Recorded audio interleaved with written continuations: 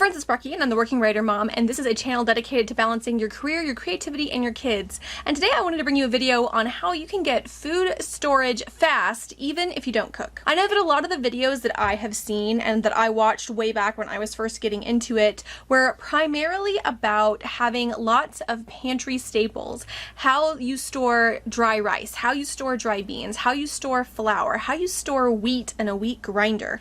And while all that stuff is fantastic, those are kind of, I think, intermediate level prepper hacks, and also those rely on a lot of skills in the kitchen that many of us just don't have anymore because we don't prefer to cook, we don't like to cook, we're too busy to cook. And so having a bunch of pantry staples that you don't really know how to use doesn't actually help you that much in the event of an emergency. So if that sounds like you, if you're someone who is not so savvy in the kitchen, but you do want to have a 2 to 4 week pantry stocked in the event that you do need to stay home, that another lockdown happens or prolonged illness happens, or there's a job loss and you want to have some food just in case, or whatever you could be facing, I have 7 meal options plus a few extras that I think will help get you through a emergency. All right, the first thing that I recommend getting for a super fast short-term pantry is to get some of these Mylar bag pre-made meals. Now, this one is a Madras lentils meal that we picked up in a giant box from Costco. This is something that we already eat, and this is a lentils option, but they have all different kinds. You don't even have to go to Costco. This is a dal. This is another Indian meal, and we got this at Trader Joe's. They had a whole bunch of different varieties. So this is instant rice, and we do keep instant rice on hand in our house in case we realize we have forgotten to throw our rice in the instant pot and we need rice like right now. This takes 5 minutes. This is basically rice that's been parboiled or partially boiled and then dehydrated so that the cooking time is super slim.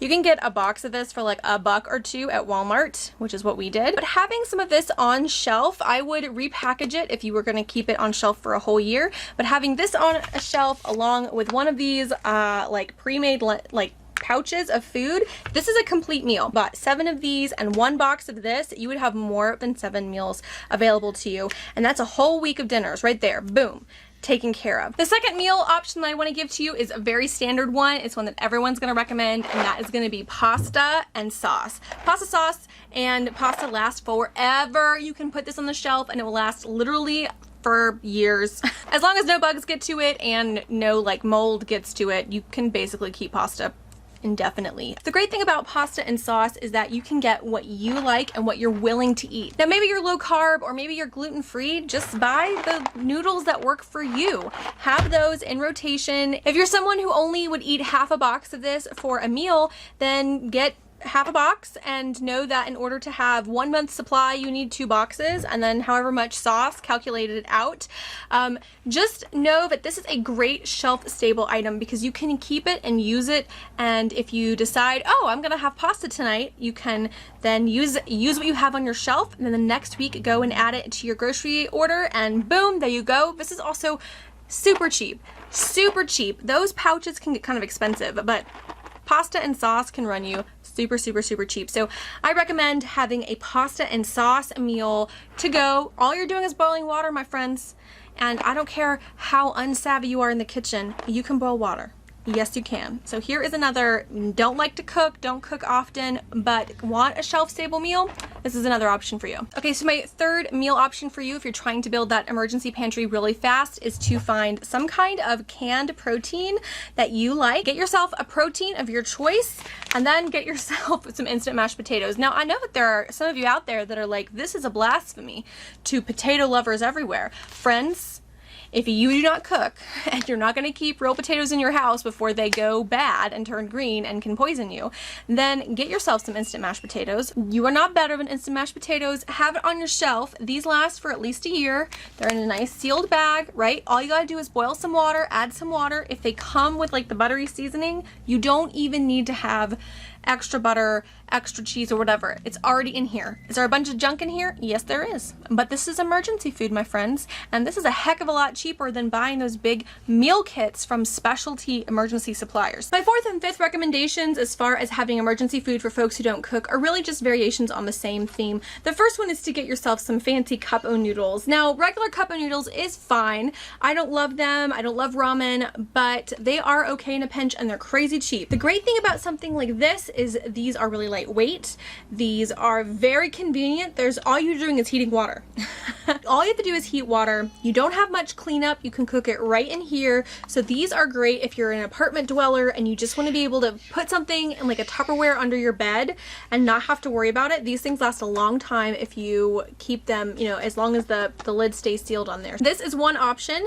The fourth option is sort of the same theme, and that is to get a bunch of soups. Get a bunch of soups, get a bunch of flavors that you like, get some that are particularly hearty, get the ones that are not a concentrate. So this is not a concentrate. I just pour this whole thing into a pot and heat it, or I could drink it plain. One of the great things about soups that are unlike this is that the ones that don't need to have water added, if you have a water shortage, you just can drink the soup. You don't even have to heat it up. Would it be tasty? I don't think this would be very good cold, but if I was hungry and there was no electricity, I didn't have another heating option, I could still get myself fed. And that is the key. Getting stuff on your shelves that you will at least eat, right? Get things that you like, that you're willing to eat, but are easy to prepare, super low maintenance, and then they can sit on your shelves, and all you have to do is once a year go through and, you know, donate the ones that are getting ready to go bad and replace them, okay? We're looking for ease of use. All right, my fifth recommendation for you is to have some mac and cheese. Unless you're someone who absolutely doesn't like cheese,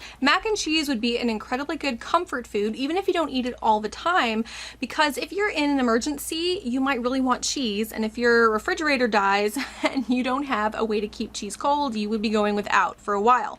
Powdered cheese to the rescue. You don't have to add the butter and milk to still get something cheesy. You can still literally just add water and have mac and cheese. Now this particular kind, this Annie's, is a gluten-free version of mac and cheese because I have a son who's gluten-free. So we do have some regular mac and cheese and gluten-free. But this is an opportunity where you can stock something cheesy, especially if you, like me, live for cheese. Okay, my sixth recommendation is kind of an abstract one because it really depends upon what you like. And that is to have like different simple spreads that you could put on like crackers, or you could just eat. So for example, I've got some mayo. This is shelf stable. I have to refrigerate it once I open it, but until I open it, it can just sit on the shelves for like a year or two. So I've got some mayo, and I've got this skipjack tuna, which is a more, can you guys see that? Let's see here. This is skipjack tuna. This is a more ethical, dolphin-friendly kind of tuna, and it's better for you. And so having these on hand mean I can make like a really cheap, lame, but still tasty tuna fish that I can mix together and add to crackers or add to bread, or just eat that. Because if you're in the middle of an emergency, you might not care so much to make it perfect with like relish, right? So here is some options for what I call like spreads. Another option, a good old standby, and again, this depends upon what you like, is peanut butter.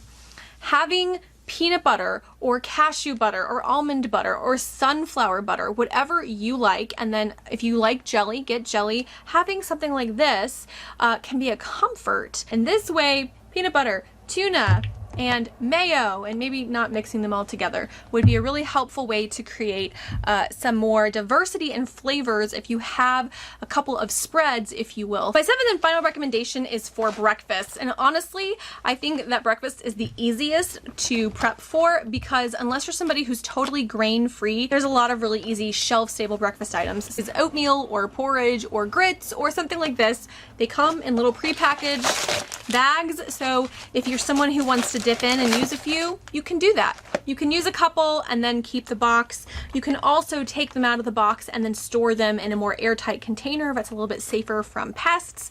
But oatmeal is a great one to have on hand, and it lasts forever if it's stored properly.